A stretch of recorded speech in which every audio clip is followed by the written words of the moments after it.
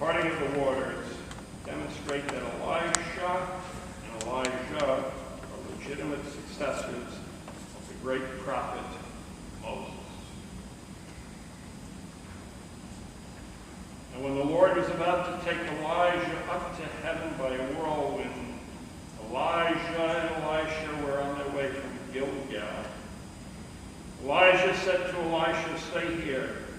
The Lord has sent me as far as Bethel." But Elisha said, "As the Lord lives and as you yourself live, I will not leave you." So they went down to Bethel. The company of prophets who were in Bethel came out to Elisha and said to him, "You know that today the Lord will take your master away from you?" And he said, "Yes, I know. Keep silent." Elijah said to him, "Elisha, stay here. The Lord has sent me to Jericho." But he said, "As the Lord lives and as you yourself live, I will not leave you." So they came to Jericho. The company of prophets who were at Jericho drew near to Elisha and said to him, "You know that today the Lord will take your master away from you?" And he answered, "Yes, I know. Be silent." Then Elijah said to him, "Stay here. The Lord has sent me to the Jordan." But he said, "As the Lord lives and as you yourself live, I will not leave you." So the two of them went on. 50 men of the company of prophets also went and stood at some distance from them as they both were standing by the Jordan. Then Elijah took his mantle and rolled it up and struck the water. The water was parted to one side to the other until the two of them crossed on dry ground. When they had crossed, Elijah said to Elisha, "Tell me what I may do for you before I am taken from you." Elisha said, "Please let me inherit a double share of your spirit." He responded, "You have asked a hard thing, yet if you see me as I am being taken from you, it will be granted to you. If not, it will not." As they continued walking and talking, a chariot of fire and horses of fire separated the two of them. And Elijah ascended in a whirlwind into heaven. Elisha kept watching and crying out, "Father, Father, the chariots of Israel and its horsemen." When he could no longer see them, he grasped his own clothes and tore them in two pieces. Here ends the first lesson. Thanks be to God. Please turn to the second page of Celebrate and let us read Psalm 50 responsively.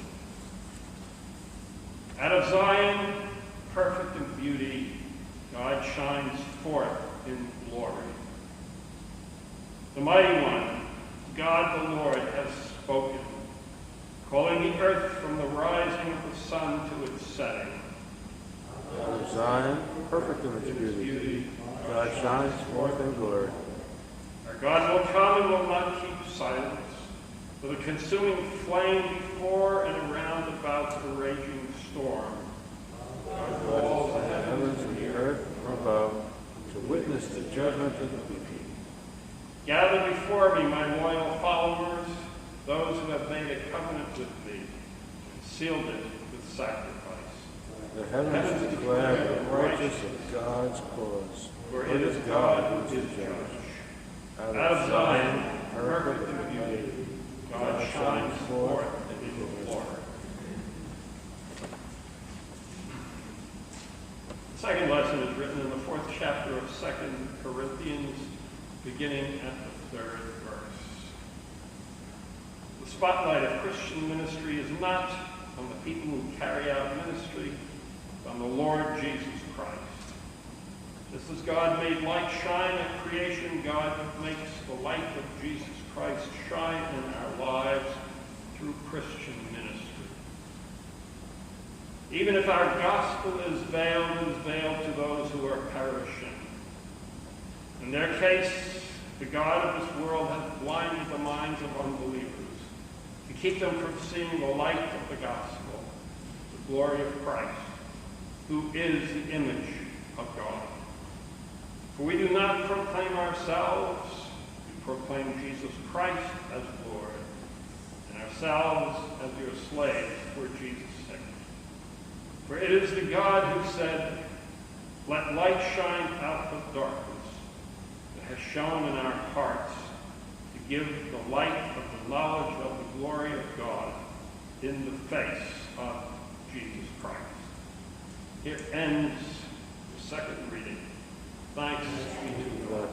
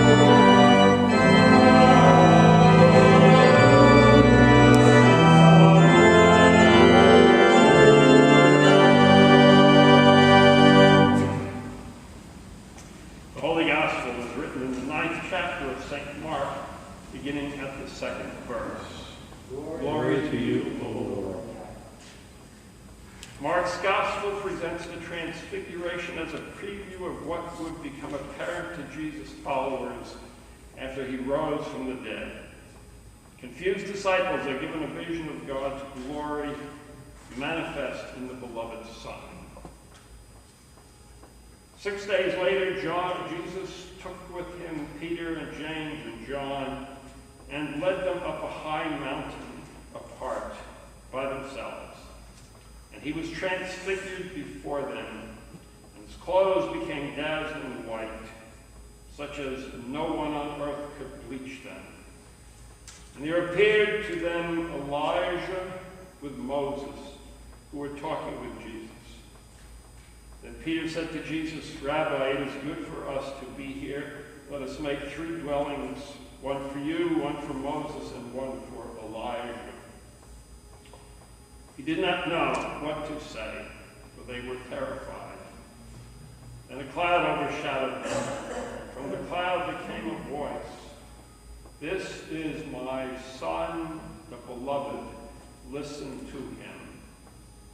And suddenly, when they looked around, they saw no one with them anymore, but only Jesus.